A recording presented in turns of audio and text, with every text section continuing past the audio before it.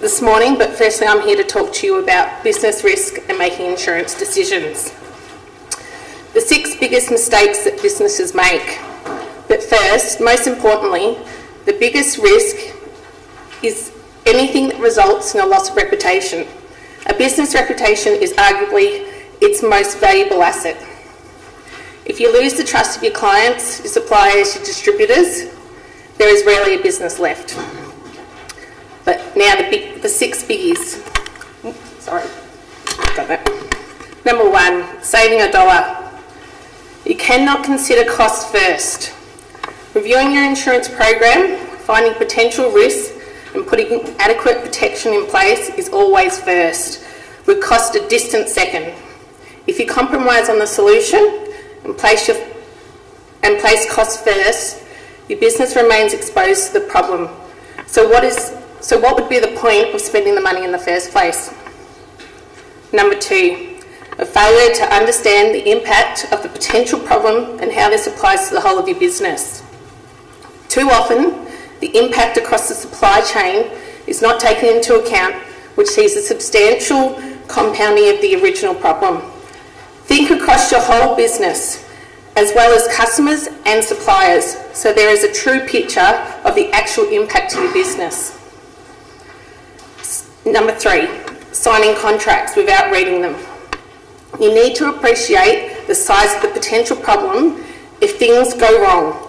Signing a contract is the fastest way for your business, for you to go out of business. If you do not appreciate the potential problem you may be signing up for, make sure you read through your contracts thoroughly, and if you have concerns, contact a professional. Number 4, failure to get the right advice from the outset. Advice is far cheaper up front, and hindsight is a wonderful thing. However, it's best to avoid the problem from the outset.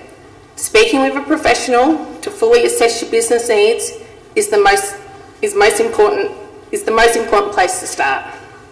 Number 5, only insure for what you need. Too much money is simply wasted on insuring for minor issues that have little to no impact on your business.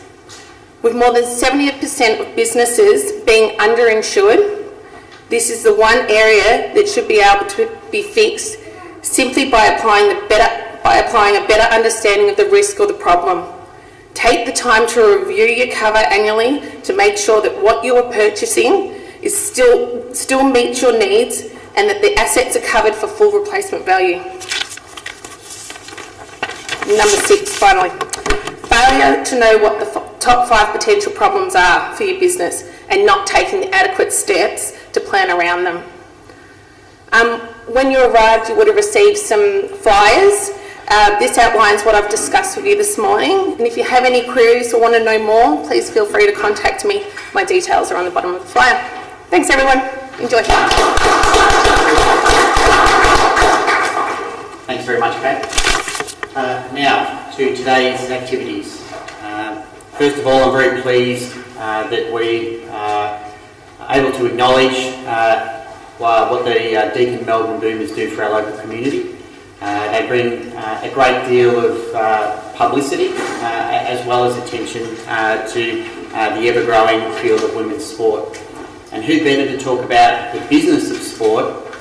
Today we'll be talking to Tony Hallam, who will be facilitating the discussion across this elite panel, every one of which is taller than me, which is a great thing. Even Justin gets me, so.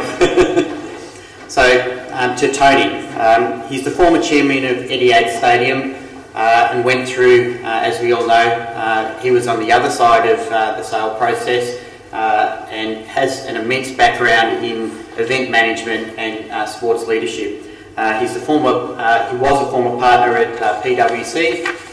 He has a number of different roles, including Confirmations Asia Pacific. He's chairman of Yarrabeen Golf. If anyone is a really keen golfer, he can probably hook you up for a game. And he's also the chair of the Deakin Melbourne Boomers. So to Tony, over to you. Thanks.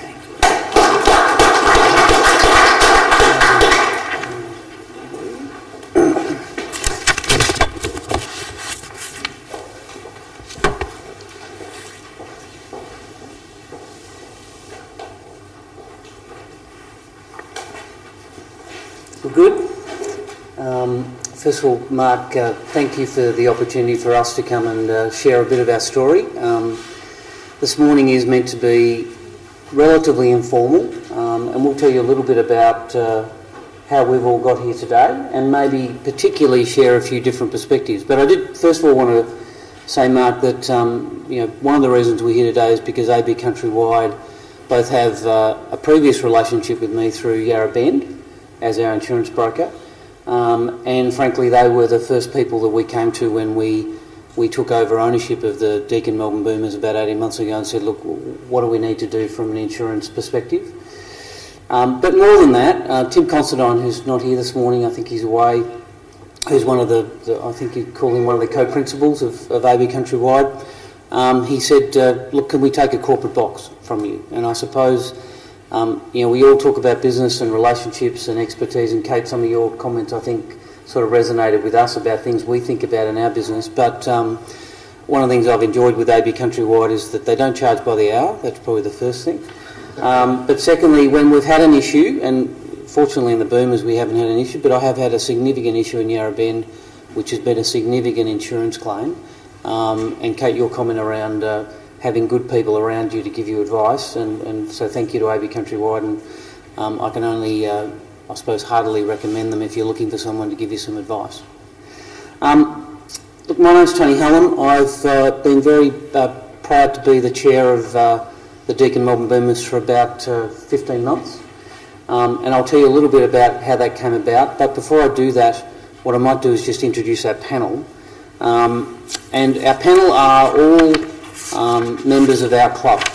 I suppose in a sense they're all employees of our club, which is one way to think about it. And a little bit of what we hope to bring to the table today was to give you some perspectives that might resonate with your businesses in terms of how we view our business. Because we view our club as a business. It is a sport, but ultimately if we're not sustainable and growing and strong, then we're putting ourselves at risk. So we will talk very much about us from a business perspective, and perhaps there'll be some parallels that come from or resonate with you in terms of your business. If I can start with the man on my left, Justin Nelson, who's our General Manager. He's about to start his third year as the General Manager of the Deakin Melbourne Boomers. He is a genuine all-rounder.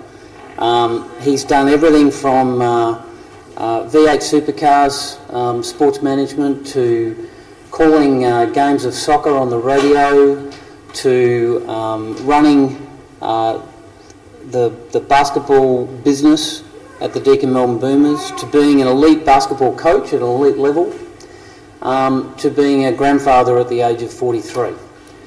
37 actually. 37. Well, sorry, he was a grandfather at 37, he's now 43. So just do the mathematics on that if you'd like. Grandfather at 37. He's got two of them. So Justin's our General Manager, and just two grandchildren. Four, I beg your pardon, sorry. You need to update your Wikipedia page. Justin runs the business of the Melbourne Boomers, and that means that the head coach, who I'll introduce in a minute, Guy Malloy, who runs our basketball operations, reports into him, and Lauren Jackson, who's our Assistant General Manager, reports into him.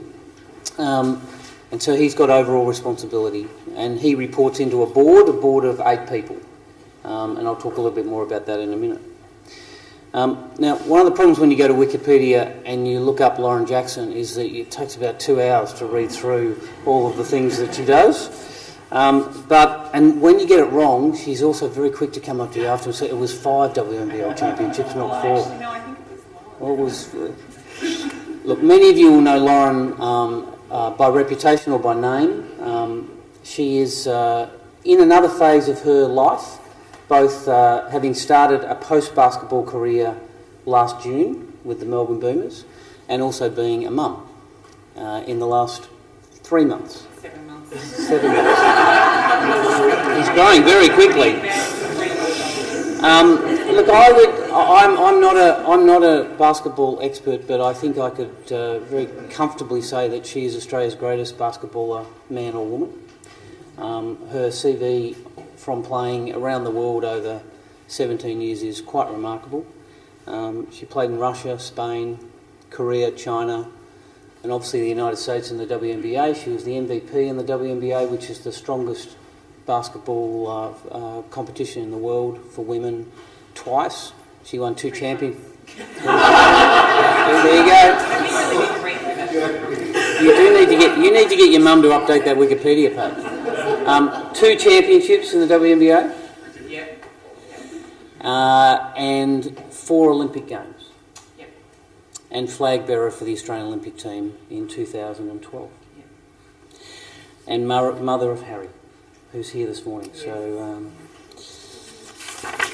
and Lauren joined us last October, and her role with the club is the assistant general manager. She has some involvement because she's a board member on the basketball side, but her primary role is to work with Justin on growing our business in the front office. Next is Britt Smart. Oh, sorry, no, next is Jenna. Jenna is a local girl, born in Terralbin, educated at Caulfield Grammar, and has travelled the world in the last, I think it'd be fair to say 10 years, Jenna, being a professional basketballer, playing in France, playing in the WNBA with the LA team and with Seattle Storm. And we're really pleased that this is we've given her the opportunity, and she's taken it more particularly, to come back and be a senior player in our club during the upcoming season, which starts in 4 weeks. We brought her back, frankly, because we felt we needed, and Britt, who's next to her, is another example of that, we needed more senior players who could show leadership within our organisation. But she's a resident of the United States. I think that, is it fair to say, Jenna, that's home? We'll get into that a bit later. We'll get into that a little bit later, and we'll talk a little bit about some of those dimensions of where is home, and we're really pleased that we've been able to give her the opportunity to come home and play in front of her family and her fans back home. But that's for the first time, I think, in 5 years, or 4 years actually, might be 4. She's played for 3 WNBL teams, so we'll hear a little bit about what she looks for in an organisation. And she's won 2 championships in the WNBL. So we think she's a leader, and we also think she has a winning mentality, which is a big part of why we wanted to bring her back into our club. She was with the Boomers back in 2010-11, I think, Jenna. I had 2 seasons, I don't know what you said. Yeah, they were back then. So,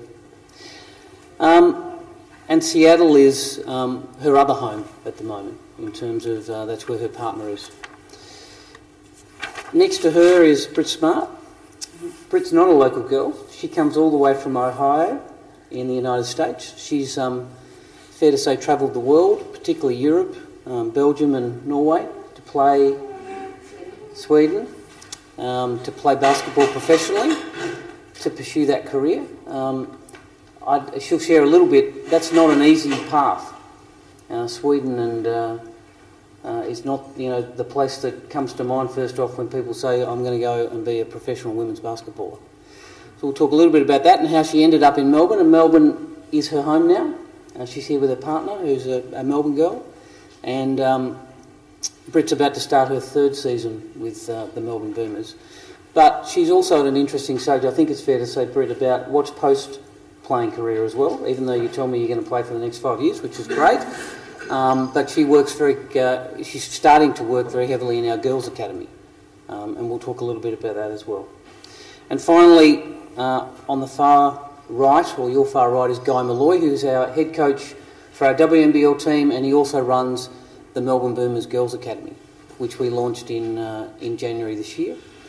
Guy is 35 years of age and has 28 years of experience. He has 28 years of experience as a head coach in the WNBL and the NBL. He is, by reputation, one of the best coaches for developing players in Australia. He's worked with national teams, he's worked with WNBL teams, he's worked with NBL teams, but he also, apart from his role as a head coach, often has players who come to him from outside of our club to ask them to work one-on-one with him. And we see that as a really important piece of why we think Guy is the right person to be our head coach. and he's about to commence his 4th season with the Boomers. 5th season with the Boomers. And we'll tell you a little bit. It'll be interesting when we share you some of the history which Justin's going to share. Is it all gets a bit foggy for me after about 15 months as chair. Can I ask a question first? Who before you got the flyer, who would have heard of the WNBL? Hands up. Yep. Who would have heard of the Bulleen Boomers? Right. And who would have heard separately of the Melbourne Boomers? Right. So I've got a good crowd with some knowledge of what we're talking about. Who's been to a game? Who's been to a game? Cool. Who's a paid-up member for this season? All right. So Jenna and Brett, get to that door. All right, and swap those credit cards as we go out.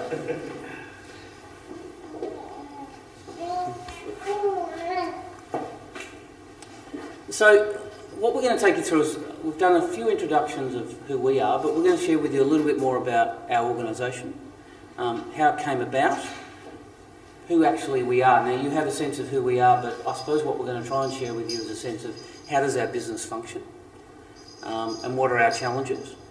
And finally, what we want to do is share a few perspectives from us individually about our individual roles and how we view the organisation, and how somebody like Jenna coming back to Melbourne is quite different in her perspectives to somebody like Justin who's been there for 4 years, and how we try to meld that as an organisation. And I suppose ultimately how we try to win. And what we're trying to do in winning is two things.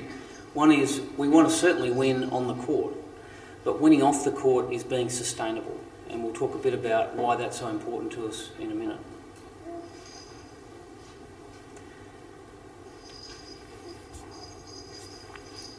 Justin, do you want to start and maybe just tell us a little bit about this slide without going through individual names? But I suppose the reason we put this up is to give you an illustration of the scale of what an organisation like ours is.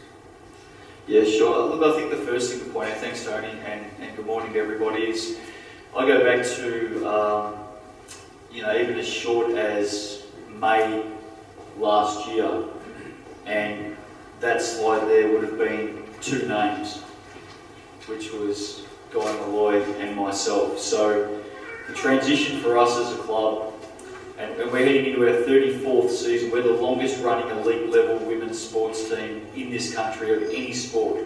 So it's something we're very proud of. It's a very iconic brand. And when you think that just 15 months ago, or thereabouts, our organisation was 2 people.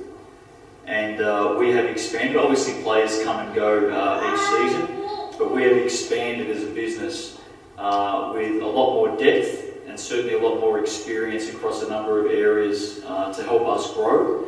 And I dare say that 15 months from now, we'll probably be showing 2 slides with all of our people. So it's a very fast-moving place right now. But if you look there, that covers obviously our board and our owners, our staff and extended coaching staff. And then, a really critical part of our business is obviously the players. So some of those people are transient. They come and go, so they're in for shorter amounts of times than others. But certainly from a full-time perspective, we are a vastly different looking organisation to that. For a 34-year-old business, we are a vastly different looking organisation to just 15 months ago. So, who are we?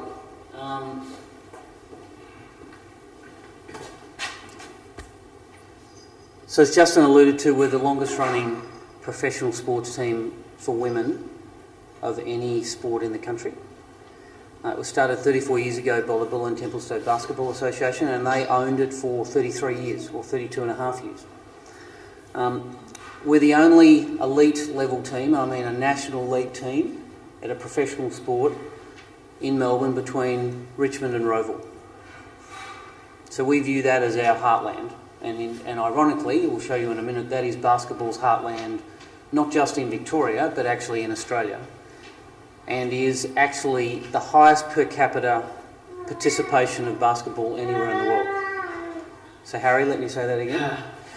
It's the highest participation per capita in basketball, the number 2 global sport in the world, is in this corridor. So we feel very comfortable when we were looking at, and we'll talk about how we came about it, when we were looking, could we build a sustainable business? Well, if we can't do that, with all the challenges that we might have, that was sort of our number 1 starting point. Because at the start of 2016, the Bulleen Templestowe Basketball Association said to Basketball Australia, we can't do this anymore. And the reason they said that was because they were subsidising it in the order of $300,000 to $400,000 a year.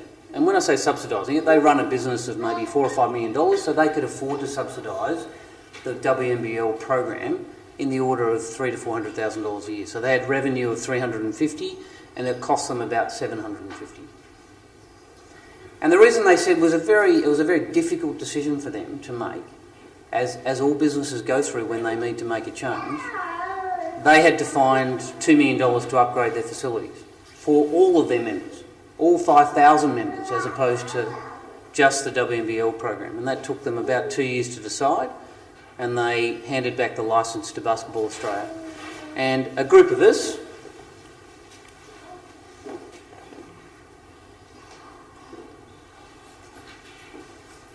being the group on the right here, came together. We didn't all know each other, which is one of the interesting things about getting into, I'm sure those of you who started your own businesses and you start with other people, there was sort of 3 degrees of separation. Justin was somewhat of a connection to a number of the people on the left-hand side, but some of them knew me, and some of them were 2 or 3 degrees of separation.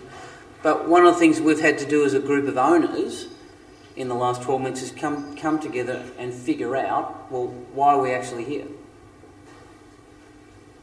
And that's been an evolution in itself and continues to be an evolution. And it was interesting when Kate was talking about, you were talking about, getting advice and decisions and so on. Some of the best times in hindsight has been when we've had really difficult decisions, particularly around brand. What does the brand of the Deakin Melbourne Boomers actually mean? Those sort of decisions when you're sitting around with a group of 8 people and you're talking about gambling, and do we want a sponsorship from gambling? Are we comfortable with that? Would we do that? Starts to really meld that group of owners. Along with Justin, who, as the general manager, is fundamental in those discussions as well. Because on the other side, we're popping him to say, you've got to grow the revenues, you've got to grow the revenues. Well, if you could find, we have had offered to us a 6-figure gambling sponsorship. Well, we'll show you the numbers in a minute. That would make a substantial difference to our sustainability. But we chose as a brand not to do that after 3 board meetings. So it wasn't a simple, hey, we're holier than thou. It was simply but what it really helped with the 8, and I suppose as chair of that 8, it actually has helped us really understand what we're trying to do as a business and as a club. Our home is the State Basketball Centre in the well-known suburb of Wanturna South. Who knows where Wanturna South is? Right, that's good, because normally it's actually in the city of Knox. Okay, because if I get another person saying, is that the State Netball Centre, I'm going to clonk them. We'd really love them to change that. Well, there is no official suburb called the City of Knox. That's an interesting fact in Melbourne. But we try to refer to it, it's in the City of Knox. It's a terrific facility. And as I say, it moved to a new ownership structure, which is private ownership. But to be frank, we're all amongst friends. We don't really talk about private ownership amongst our brand, because that's not how we view ourselves. We are there to make a profit, but simply to make sure we're sustainable. Because my belief as businesses, if you're not making profits, it ain't a lot of fun writing cheques every year to keep the thing alive. Justin, question, I suppose, where we've come from. Yeah. Could you maybe give everybody a sense of what the business was like? Forget Bulleen Templestowe, because it was, but what the business of the WNBL team was like when you walked in, I think, just about 3.5 years ago. Yeah, sure. Can I stand up? Yeah. Can I walk around? I feel a lot more relaxed when I'm walking around. I'm actually known in my street for being the man who walks up and down the street on their phone all the time. So, It's interesting that Jen is here, and some of you may have heard that we've also brought Liz Cambage back home, who flies in today, I think, so she's about to step on court. But Jenna and Liz were part of the club's only championship, which was back in season 2010-11. So we're talking 5-6 seasons ago. What I find really interesting as a business is looking back through all the books and all the saved files and the paperwork. Jenna and Liz, who are arguably, I shouldn't even use the word arguably because it's not an argument, they're two of the very best Australian players in world basketball. There's absolutely no question of that. Last time Jenna played in this competition, she dominated the WNBL, and we all know the fantastic exploits of Liz. When they won a championship with the Boomers in 2010-11, when we talk about the business and we talk money, our naming rights partner that year, naming rights of a championship winning team in the WNBL, longest running elite level women's sports competition in Australia, with stars in the competition, ranked in the top 2 or 3 leagues in the world. Our naming rights partner that year, 5 years ago, would today make up 1.8% of our budget. 1.8%. That is how far, as a business, that not only our business, but women's sport, and certainly what it takes to compete in the WNBL, has come in the space of 5 years. Naming rights partner 5 years ago, championship winning season, would today make up 1.8% of our total budget, our total revenue. It's quite amazing when you think back on it. But if I look at where we've come from in such a short amount of time, I think the one thing, and Tony's talking a little bit about the numbers and participation, basketball is the second highest team participation sport in Australia, second only to soccer and football, both local sports. We have a really unique position for our game in that 40% of all participants are female. So we are a true family sport. We were down at an academy last night with 60 kids running around, and although it's all girls playing, in our academy, mums and dads. It was the true family unit that was there at one of our sessions last night. So 40% female participation leads to a very, very strong family network. I don't know another sport of that size, to be honest with you, that has that family connection. So for us as a business, we've got second highest team participation sport in Australia, tick, fantastic. 40% female participation base, tick, fantastic. Everything's heading in the right direction. What's even better for us is 50%. Remember, we're the second highest team participation sport in Australia. 50% of all of those registered players are right here in Melbourne. Half of the second highest team participation sport in Australia is right here. And as a condensed population, it's right in this corridor. Huge. Biggest associations, biggest clubs are right here where we exist. So for us, when we sat back and we really dissected our business, we don't need to go out and encourage people to pick up a basketball. We don't need to go out and teach people to play the business that we're in. We need to tap into them. So our business mindset is about tapping into those who are already connected to our game. We said before, hands up those who know the WNBL, yet. Bulleen Boomers, yet. Melbourne Boomers, yet. Who's a member? Nothing. And that's our business. Our business is tapping in to those who already have a love or affection or connection to the game. How many people here have got family members who have played the sport? Kids? Been around? How many people here have been and seen those kids play, or talked to them about playing, or seen them hold up a trophy, or seen them in a photo with their team? It's amazing how many people are connected to the game of basketball. So we've got a great business with great connections to the community. What we're focused on as a business is how we tap into that. And the 3 pillars that I've used from day one, and they're controlled. I've got the board that controls areas of it, and the players and everyone around me, but the 3 pillars that I've focused on from day one in growing the business is revenue, fan engagement, brand. those three pillars have built our business. And we're still building and we're still growing, and we need to, because there's still a lot of work to do. There's 40 people here I've got to sign up as members. So there's a lot of work for us to do. But they are the three pillars, to answer your question, that back from where we were to where we are today, that's our growth strategy. And it's working. We're heading in a good direction. I should mention about Justin, one of his many other talents is that he's, as you can see how he holds the microphone, he's also one of the best auctioneers you've ever seen. He jumped up in front of one of our VIP functions last year and did possibly the best auction process to sell off something to raise funds. So if you're looking for an auctioneer, he's available, but we do charge him out at a fairly high rate now. Jen, I'm going to jump to you. So we'll give it a little bit of background of the club and who we are, and I suppose the family. You're sitting in Seattle. You've been playing in the US and Europe for 4 or 5 years. Tell us a little bit about your journey, because you first played overseas, I think, around 2007, 2008. You probably can't remember that, but you went to France, I think. And for a few years you played back and forth. So you come back and play in the summer, you then go back to Europe, and then you went to the US. So tell us a little bit about a 17, 18, 19-year-old heading off overseas. Yes, first started off going to the AAS up in Canberra when I was 15. It's pretty young to go up to the AAS. Normally you go when you're 16, I guess 17. I went when I was in year 10, so I was at a different school to everyone else that I was playing with up at the AAS. I ended up coming home a bit early because I didn't like the schooling up there, so I came back to finish my schooling at Corfu Grammar.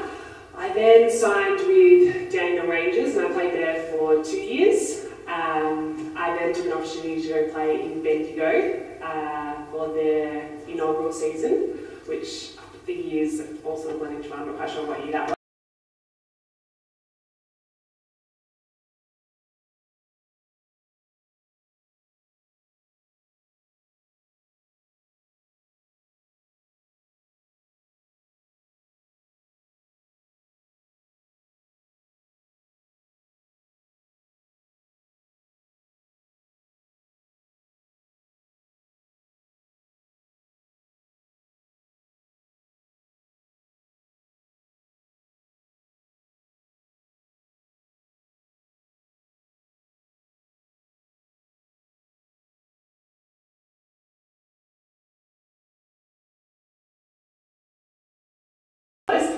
I then went to France for the first year. I think it was around 2007, 2008, and I was 20 years old, and it was an experience.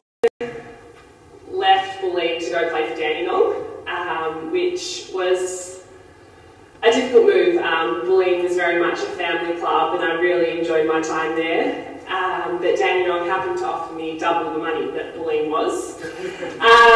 So I know I can't play basketball forever, so earning potential was pretty relevant then. We won the championship with Dandenong that next year. I played one more season and then I was off to France for a couple of years. And I played 6 years in America, so going back and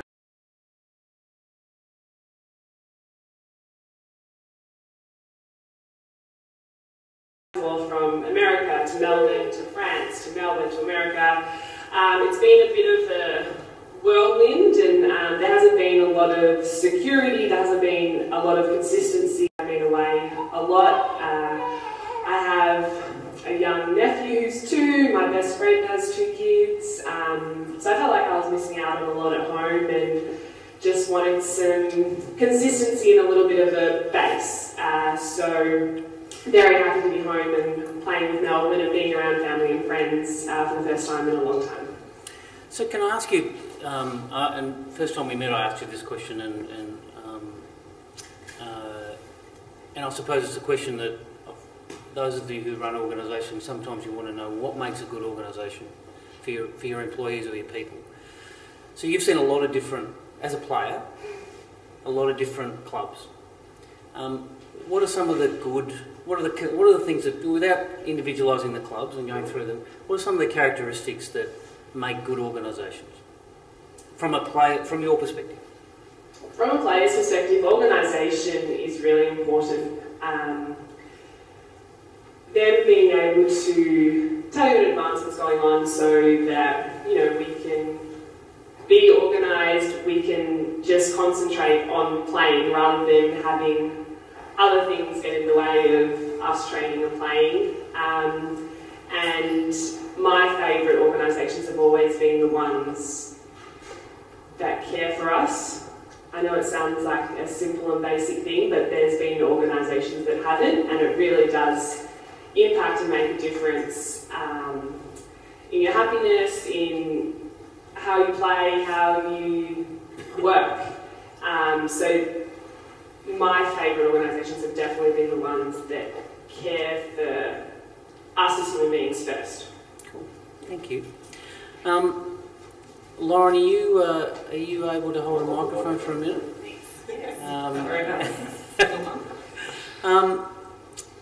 Transition for you. So look, let's not talk about. Let's talk about transition. And you're seeing there, you retire last March. What's on, apart from all the other things that are going through in terms of what's the next 5 years look like, or is that just you can't think about that? When I retired, I didn't really think about what was going to happen next. I think I was actually really looking forward to just doing nothing, you know, and having a break and not feeling pressured to play or perform or, you know, and I was also battling a lot of injuries at that point in my life, so I just was looking forward to not having any sort of constraints on me, and that last, I mean, I enjoyed it for about 2 days. It was horrible. So, I mean, I think I spent my entire career looking forward to actually being able to have a break, and that was it. And then, yeah, the minute it happened, it was like, oh my God, who am I without basketball? So you come in, you join our organisation. I did. Can I tell the story of how she joined our organisation? Can I tell that story? No, because I want to ask you. You can, but it, all right. You can see who's the boss. No, looking back over the last 12 months, what's been the hardest thing to learn to do at work? A lot of things. I think for me, even just thinking the ways that I think and I process information, it's different from being an athlete. Like, you actually have to, I mean, I can't really explain it, but just doing mundane things in the office, it's actually, like, it requires a different thinking process, and I think that's been one of the toughest things for me. But I don't know, I've really embraced it. I've enjoyed working with Justin. Justin's amazing, and I've learned a lot from him. So, I've really enjoyed it. And what could you, has it changed your mind about what you might do the next 3 or 4 years? Or, sorry, influence your mind, not change your mind? I always wanted to be involved post-basketball with the evolution of women's sport in this country, and fortunately things are happening for women's sport with the women's AFL, cricket and everything like that, but also basketball is now starting to take off again, which is really exciting. But I want to be a part of women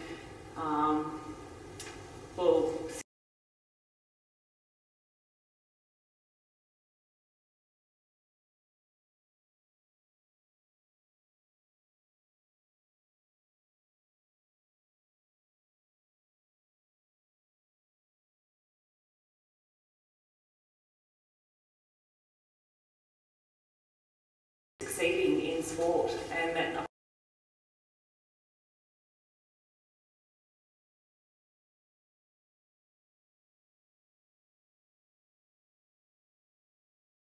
being such a massive gender stratification in sport. Because I think that the difference between men and women is Well, before we last 15 months and where we see it going.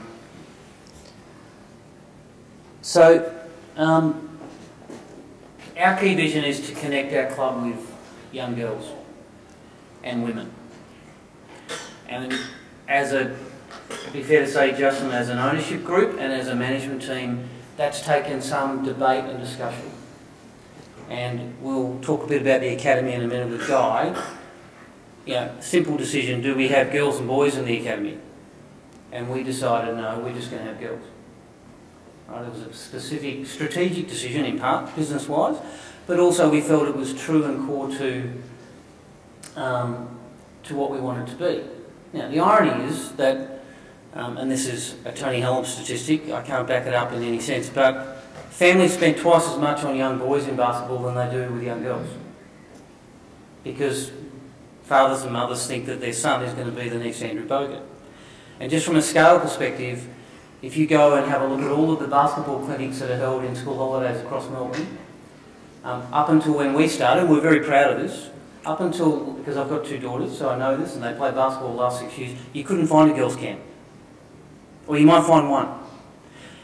We started the academy. Last June school holidays, there were 6 by various clubs. So we're sort of quite proud of that. A little bit of a pebble in a pond, start a change, Dandenong hold one, Nunawading hold one. We like to have that sort of impact. And well, we were on our way to 1,500, but we're on our way to 1,540 now because there's 40 people in the room. So you can see we're a dog. We're a dog in a barn, don't you worry.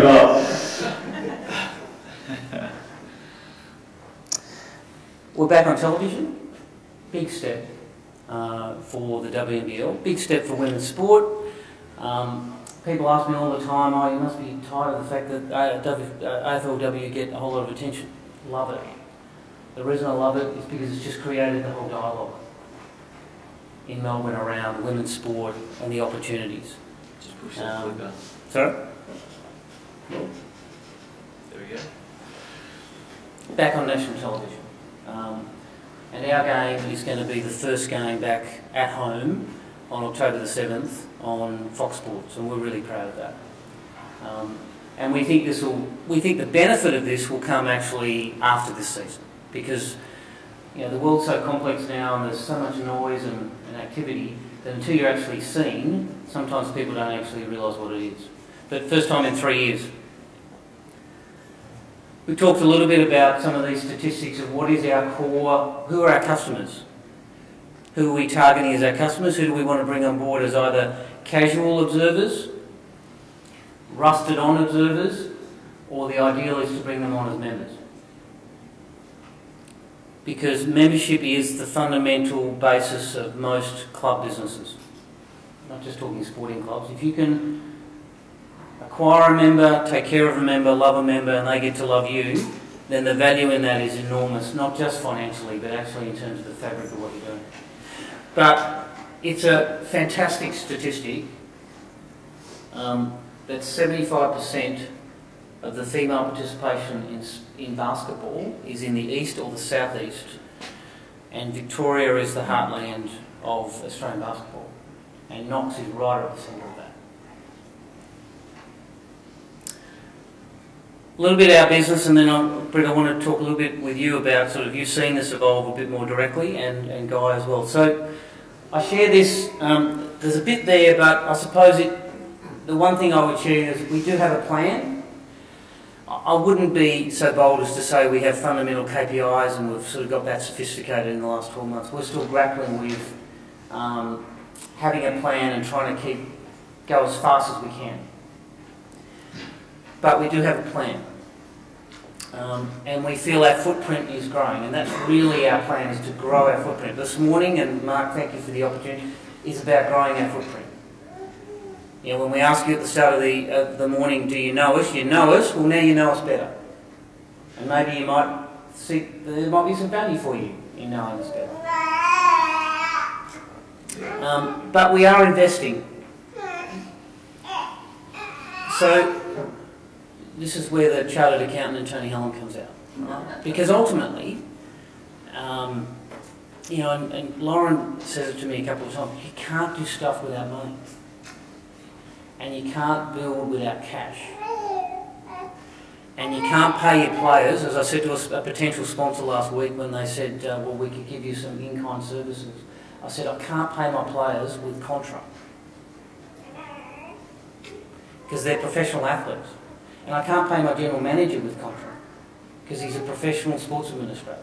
He's got 4 grandkids. And he's got 4 grandkids. So, where we started was what we inherited, and it was Now, it's easy to put that into dollars and cents, but we inherited, the other thing is, we inherited a brand, we inherited 32 years of history, and we are grappling with and working on how we respect that, because this isn't a brand new franchise, and we don't want it to be.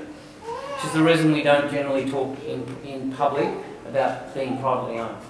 It's just the Melbourne Boomers. We had a terrific first year. We probably, I think, were pretty hard markers. We didn't achieve everything we wanted to achieve, both on and off the court, but we in a sense saved the club, in inverted commas. And I don't mean to overstate that. That's sort of the language that was happening in the first 6 months. But then we sat down in December and we said, we've got to stop talking about saving the club, because that's sort of yesterday's news. You can't live on that. So then we changed the dialogue to, well, what we really want to do is we want to become the best club in the WNBL, one, and two, we want to comfortably sit alongside the other brands in Melbourne. The Melbourne Renegades Women's BBL, Melbourne City and Victory W League teams, the Melbourne Stars WBBL, the Melbourne Vixens, the Collingwood netball team. I'm trying to think, there's a couple more. We want to sit comfortably so that people know we exist. And where we want to get to is we will break through $1 million of revenue for this season, which is pretty cool. But we need to get to 1.5. Because if we have 1.5, we'll then have 10 full-time employees rather than 4.5. And we'll be able to provide more opportunity to players and coaches to be more full-time. So an example of that is last season our players trained at night. A couple of reasons. One is some of them worked part-time during the day, so you can't train half the team at night and half the team at day. Including our coach who had a full-time job. Coach had a full-time job. Now he's now full-time with our club. Big step for us. Our players are more full-time. I won't say they're full-time, but they're more full-time. I suppose, Jenna, you're full-time, be fair to say. Brett, you're mainly full-time. But you also do personal training and that sort of stuff as well, because that's part of her post-career planning. But we want to get to the ability where we have our players, I would like, and I haven't said this to Justin or anybody, so I'm going a bit public here, I'd like it so that they could be with us from August to the end of February, paid to be with us, so that we could develop them when we actually have time, because once you get into season, it's really hard to do anything from a player development perspective. I don't mean on the court, I mean off the court. So that's where we need to get to, and the biggest gap we have is we don't have the cash to really make an impact from a marketing perspective. Because we do a lot of contra and we do a lot of social media, and don't get me wrong, it's very powerful, but just sometimes you need to look bigger than you are. Can I just add to that our marketing and promotional spend,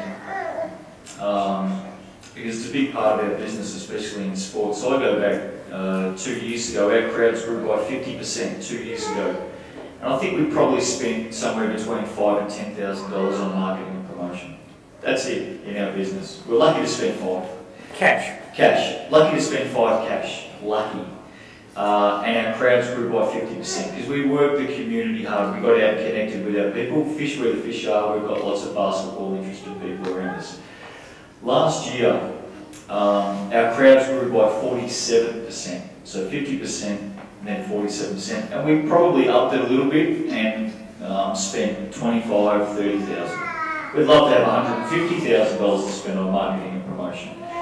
One of the things that I'm most proudest of with what we've been able to extract from our business so far, and you look ahead to what we can possibly achieve, and I'm surrounded by some people who don't like me saying this, by the way, especially this guy up here, but we didn't have a great season on the court last season. But we always knew what we were trying to do as a business. We always knew where we were going. We had a run of losses. Can I mention the number? They won't like me saying this. We had a run of losses. I don't like you mentioning it. What are you looking at him for? Anyway, it does take a story. Last season we lost 17 games in a row at one stage. And our crowds went up 47%. And our crowds went up 47%. I don't know of any sporting organisation that I've ever been connected with or watched from afar or read about in the world, at any level, where their crowds have gone up 47% on top of a 50% rise the year before, when you're on a losing streak like that. It's such a passionate, loyal thing, sport. It's our leisure time. People are connected to it. They want to feel good about it. Yet we were able to achieve that last year, which is helping us to understand and grow our business. We've got the connection points. Now the best part, or the biggest part of our business, the next phase, is, again, growing the infrastructure and the finances to be able to continue building that. So, Brett, maybe good time to turn to you. You lived through those... In my defence, our defence, every game was so close and exciting. It was. No, it was part of that. Well, no, I think, tell me what, I mean, yes, the games were exciting, but something else brought them back. So you've seen it over the last 3 years, and you talk very passionately about it. So tell us a little bit about what's different that you've experienced. I mean, it's definitely a classy club, and if you come to our core arena, it's entertaining as well. That family atmosphere and entertainment between timeouts or halftime and so on, and even after each game, signing autographs and taking photos with all the kids and everything. It's really what brings people back, and it's an inside sport. Yes. You can sit through the weather, you can enjoy it, let the kids run around, and I think that's the biggest thing. So, Brett, maybe the same question as Jenna. What makes a good organisation for you? You've seen several, going right back to college days, where you were the leading point scorer of all time in your home state. So you've seen a lot of basketball. What makes a good organisation?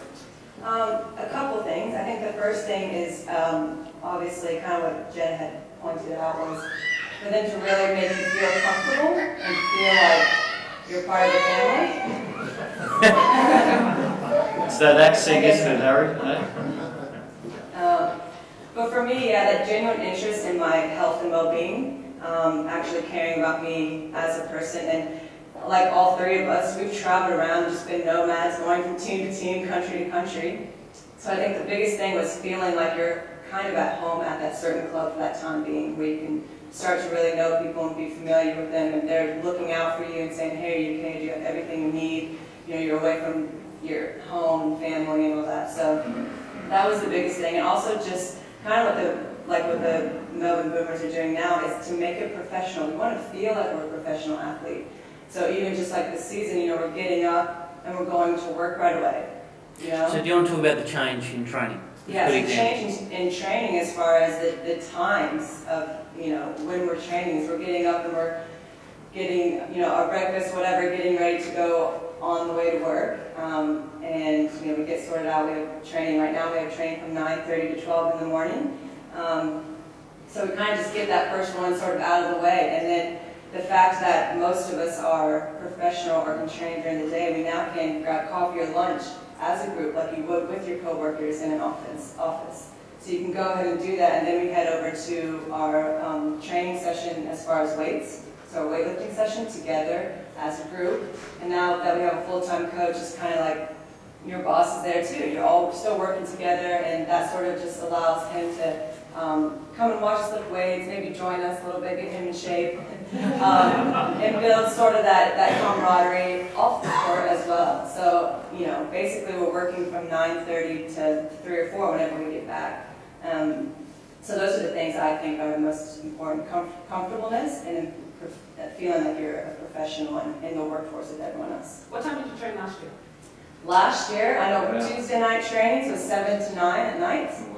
So, sleeping in, sometimes we'd have our weights in the morning, and then you just sort of would have to just hang around, wait. That's what would make you retire early, is because I could not, to self-motivate after either work or school, or same with him, coming and having to refocus and get that second wind. You're back at home at 9:30 or whatever, and having to wait for everything to calm down and relax and have dinner, and then, try and sleep when you've got all this adrenaline. Exactly. So I think that's the biggest change for this year. That's been really good.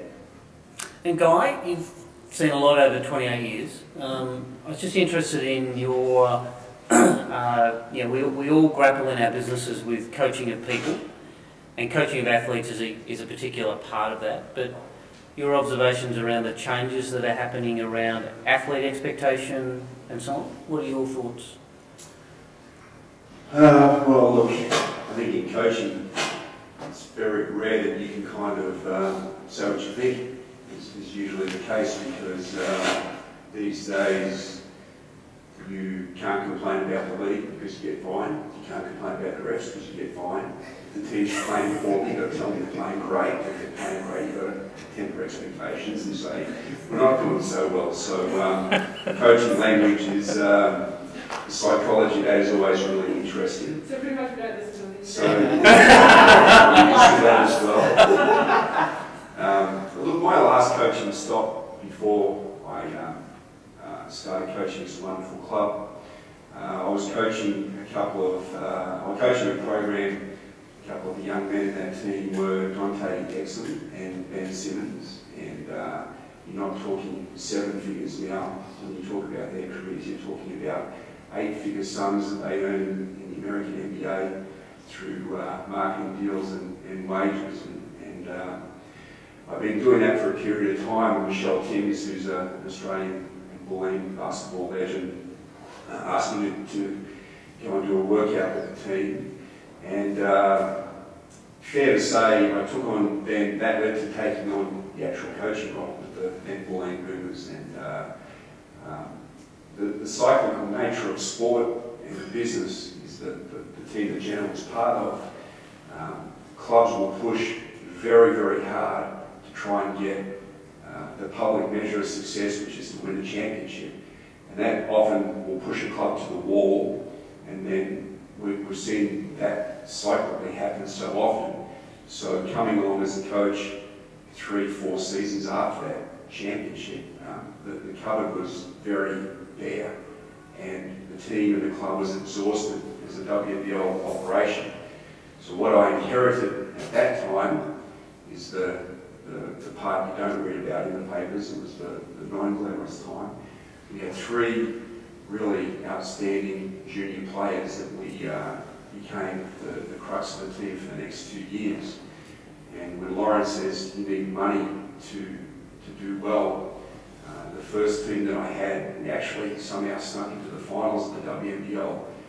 The combined playing roster or budget for the team that we put on the floor was something like $110,000.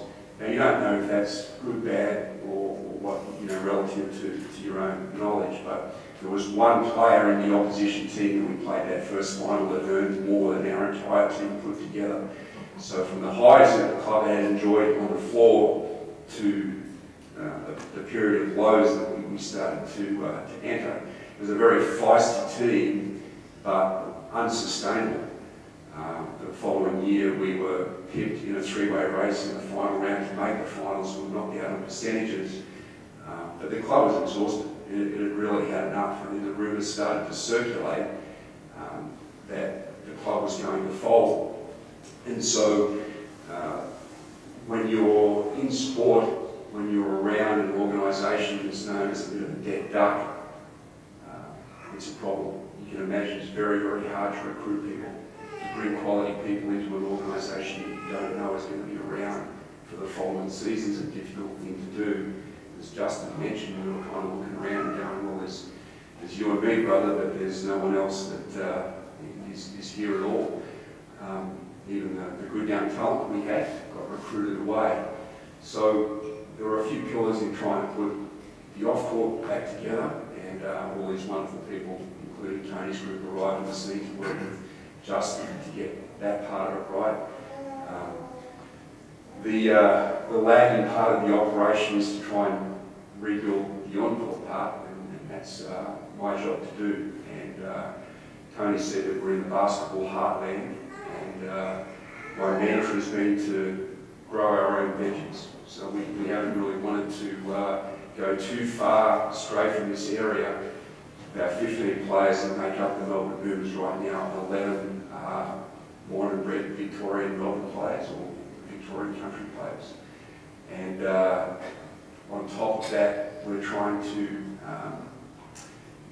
augment the youth and the talent. We're still outstanding veteran senior players such as Jenna and Britt for this team. There's been no quick fix. There's been enormous pain to go from the on-court lows of what we've had to experience.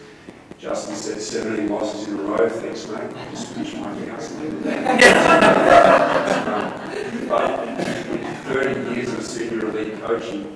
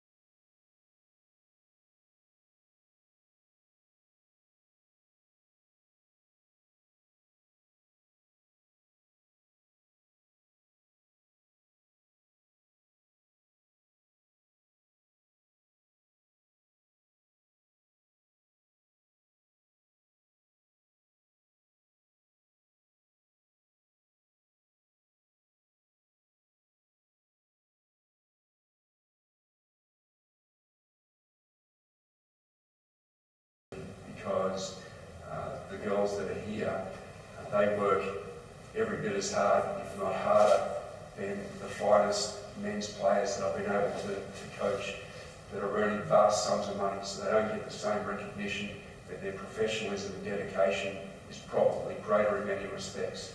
And that not only includes their training and playing, but when you work with boys like Dante, it's kind of, well, there's 10 people lining up to give them a shoe deal.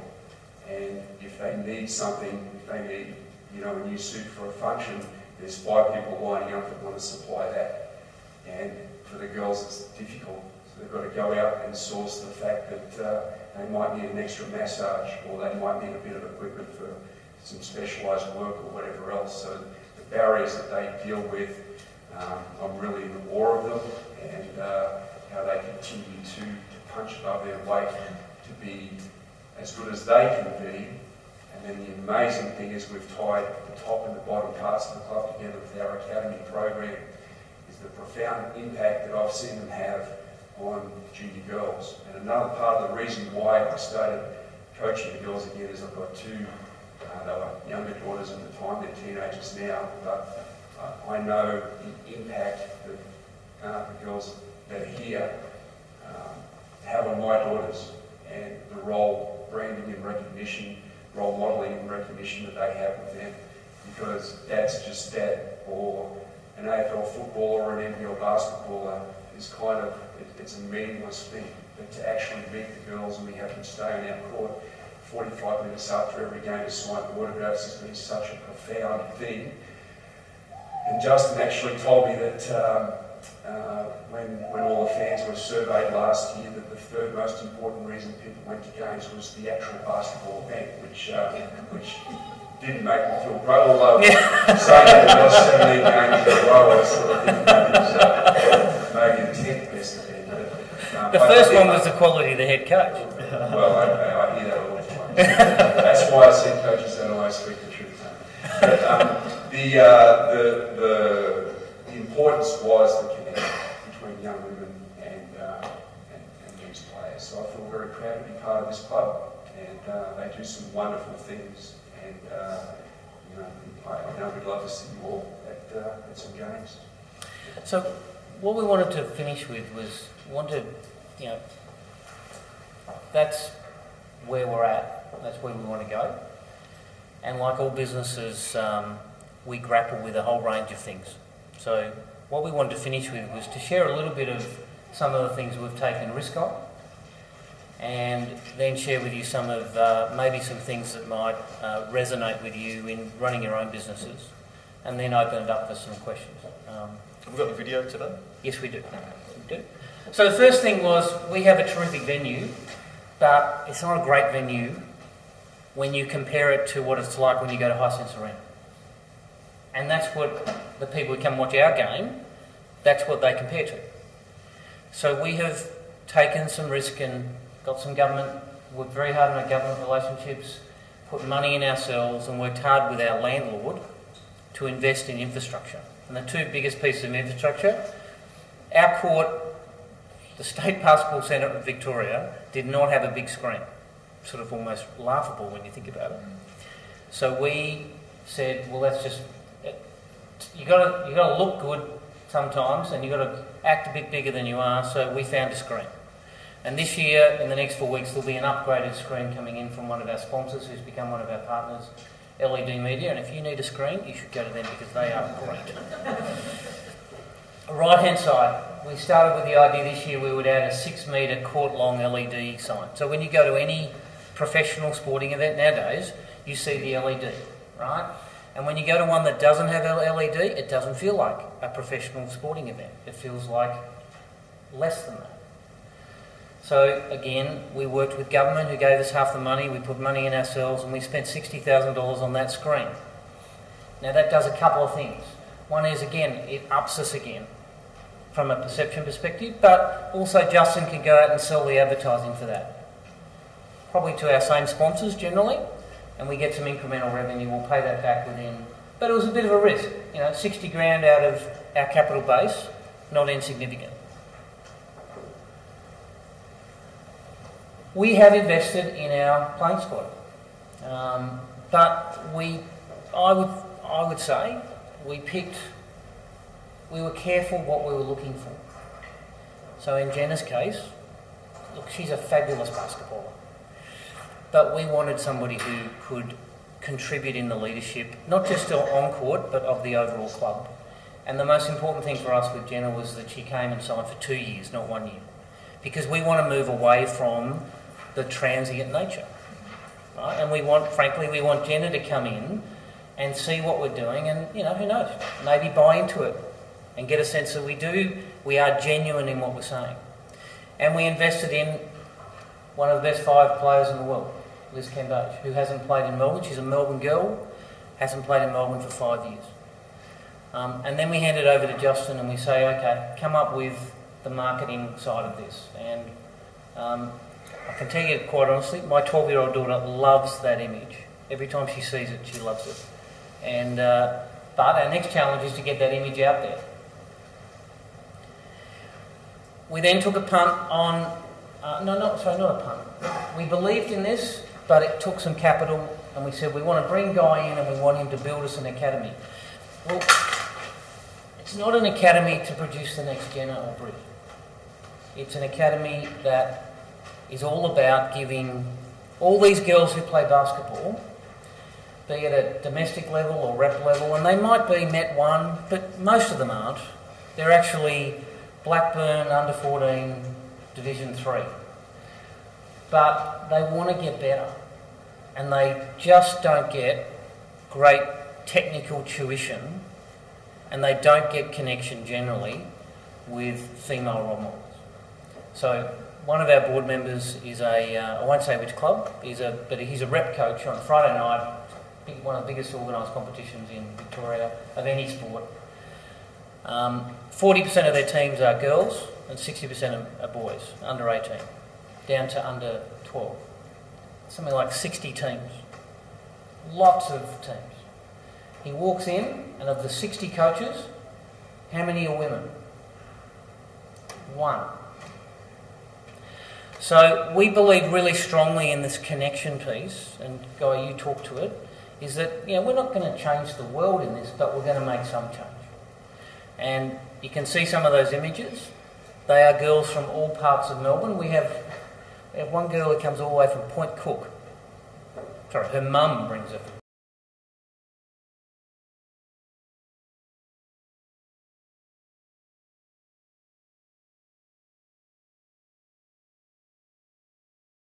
Point Cook. It's like a 2-hour round trip. We had 90 girls in our first academy program for the term 1 of this year. But, interesting, we think it can be part of that 1.5 million.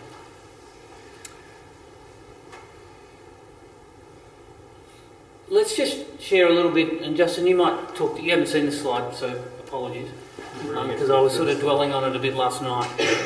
But I suppose I thought what would be useful is just to share a little bit with some of the things that we grapple with as an SME, because that's what I view us as. We're an SME, we're in sport, we're in the business of sport.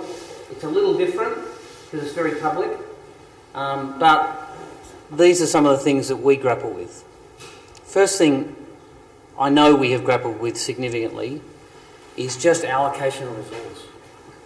Because, my Lord, I would love to find 100 grand of our budget to spend on marketing, but we're just not ready. We just can't, we don't have that cash. And to Guy's point about sustainability and blowing it all, and I'll be really straightforward. If we win the championship this year, that's not the end game. Don't get me wrong, we want to win the championship, so let's be clear. But that's not the end game, because there's been plenty of franchises around professional sport all around the world who won a championship and then disappeared. And I'm more than happy to share that this whole presentation with you, so because we want your names and your emails and your credit cards. So just looking through this, and I'm really mindful of time because we're quickly running out of it, but I think the key things that stand out to me straight away is surround yourself with great people. Great people always make you look better, so surround yourself with great people. A couple of things that stand out to me straight away here, and we're talking about improvements and using different management systems and all those sorts of things, technology, absolutely. The thing that stands out to me there more than anything else in a business that's growing, and we're growing really, really rapidly, is the third last point. I sit there and come up, I mean, these people will know, I'm just ideas, and I feel like it's a dagger in my heart every time the board or someone around me goes, no, don't worry about that. We've got to concentrate on something else. But the fact is we're continuing to go back and keep coming up with ideas and support each other, and all of a sudden, bang, we connect with one. And that's the one. And then you look back on all the 20 ideas that you thought were fantastic, and the one that you selected, and you go, geez, those 20 ideas were rubbish. But because we've got that cohesiveness and just that focus that says, just keep producing, keep working, keep turning it over, we will get there, we will come up with that one. And then bang, off we go. So that third last one for me is a real telling one. But I mean, all of those things there, it's just improving your business. It's just bit by bit. It's one step. And look, I run a couple of other small businesses. I'm involved actively in a couple of other, I'll call them small businesses. They're around 10 million in revenue, right? The technology that's available nowadays in terms of cost and effectiveness is amazing. But it's finding the skill and the time to actually embed them in your business. So something as simple as Dropbox or whichever one you use, right? The benefits of that, if you can embed it, are enormous. If you don't embed it, it actually becomes problematic. You know, and we have jokes about Mac versus PCs and so on. There is an enabler here that, from a productivity perspective, but not just productivity, but also cohesiveness within an organisation, when you're grappling, is really significant as an opportunity in today's world. Finding somebody who can actually help you do it is, to me, the hardest part, and then finding the time to do it. If we don't hurry up and show that video, these people are going to be charging us for their time. So, well, what we're going to do is we're going to actually open up the question and answer first, and then we're going to finish with a short promo video from last season. We're in the midst of preparing our promo video for this season, but can I open up for any questions to the panel or anybody? Yeah. Recruiting. Ron, is it Ron? Yeah, Ron. Ron? Recruiting, I just see you guys as a professional club, so I just think you go out with a checkbook and this sort of, that's probably not quite right, but you've been trying to actively recruit members here this morning, that's fine. How do you go about recruiting? What's your and how long is the season within the 12-month year? Yep. So the season runs. The players are with us on contract for 5 months. So from the start of September, so a week ago, to roughly the end of January. We changed our structure. It was a little bit about governance. So we delegated to Guy, Lauren, and Justin as our recruiting. I won't call them subcommittee because it's not a subcommittee of the board, but as our working group. And they would, and we did that for a reason. We think they're a really good balance to each other, experience-wise.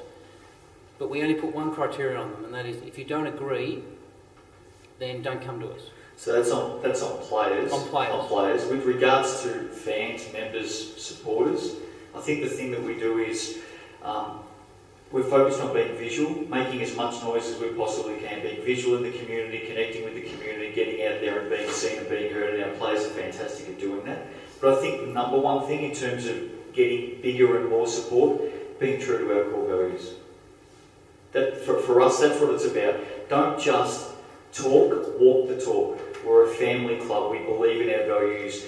We believe in our players. We believe in the value that they bring to the community. We believe in our brand. We believe in our colours. We believe that we've got great skilled people in the best possible and right positions within our organisation. So for us, set the values, set the vision, believe in it, and then go out there and push it and follow it. That's important for your players too, to see that happening. 100%, yeah, because they love being a part of what we do, for sure. And then when they go out into the marketplace, what they say is genuine. It's not us in the back room saying, you must say this, this, this, this, this. It's actually genuine. When you see this video in a moment and you hear the way the players speak, it's genuine. Well, why don't we go to the video, excuse that old Channel 9 phrase, and then maybe we'll take one or two more questions after that.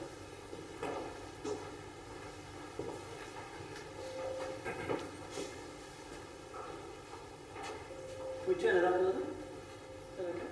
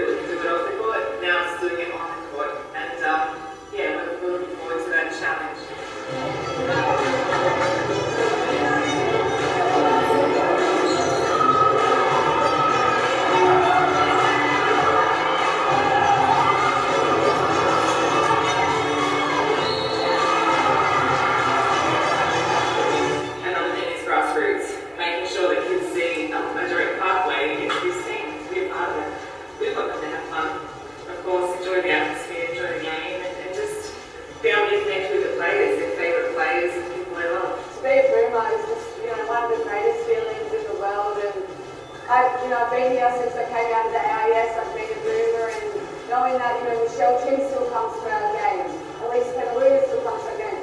People who have been boomers, you're always a boomer for life, and, you know, I can't wait to be a part of that history. Being part of the boomers is part of my family, is what I call it.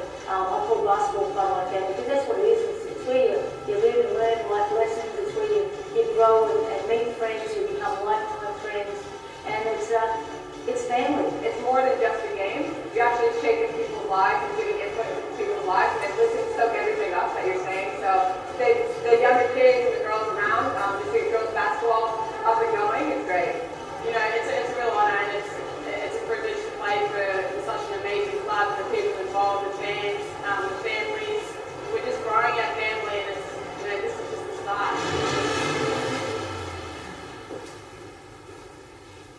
Okay. I'm going to pass the microphone over. We have run out of time, unfortunately. We could go on for hours.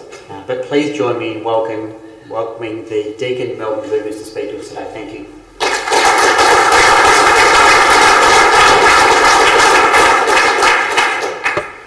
So just to wrap up, a couple of things. First of all, thanks to Eastern Innovation Business Centre.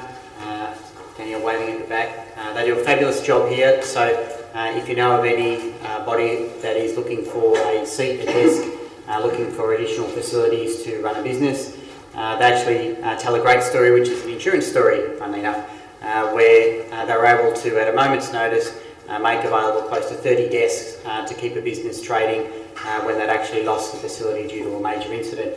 So that's what this facility is all about, and they're able to demonstrate the flexibility by making this room available, which is usually for the workspaces and desks and everything. So they do a great job, and I'm very pleased that they're able to support us. And also thank you to CGU Insurance, long-term supporter of ours.